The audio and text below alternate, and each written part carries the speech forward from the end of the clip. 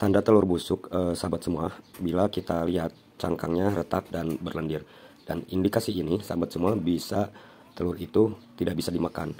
Alasannya, cangkang yang retak dan berlendir itu menandakan ada bakteri ya. Dan bubuk pada telur merpati biasanya menunjukkan pertumbuhan jamur. Proses perubahan warna pada telur merpati yang busuk terjadi ketika tidak seimbang suhu di dalam ruangan atau indukan tidak sempurna dalam mengeramnya. Dalam sebuah penelitian bahwa protein pada putih telur itu mengandung sulfur atau belerang.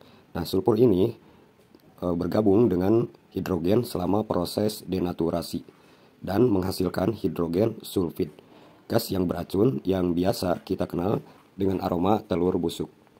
Indikator ketika telur merpati kalian busuk, sahabat semua, bisa kita lihat jika telur merpati ini dicelupkan ke air, maka dia akan mengambang, sedangkan yang bagus itu biasanya tenggelam. Demikian ciri-ciri yang gampang untuk kita lihat ketika melihat telur merpati kita busuk. Ada beberapa ciri, sahabat semua, ketika telur merpati ini busuk. Yang pertama, mengeluarkan suara ketika digoyangkan.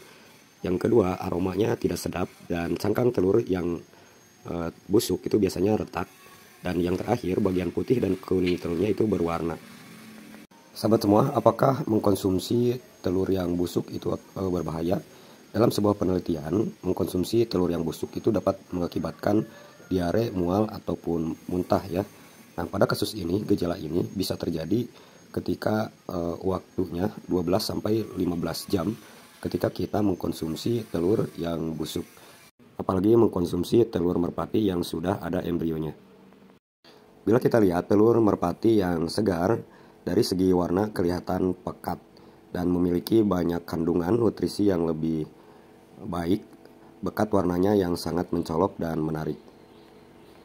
Kuning telur yang orange pekat seperti ini identik dan familiar dengan telur omega 3. Telur yang busuk itu disebabkan oleh kantung udara di dalam telur itu tumbuh lebih besar daripada biasanya. Kemudian bagian daripada egg yolk atau putih telur itu menjadi tipis dan kurang kenyal. Atau sahabat semua, faktor yang kedua, ketika indukan daripada merpati kadang mengeram dan kadang tidak, sehingga suhu yang ada pada telur merpati itu tidak stabil, sehingga walaupun sudah terjadi embrio, maka lama-kelamaan telur ini akan membusuk dan embrionya mati di dalam.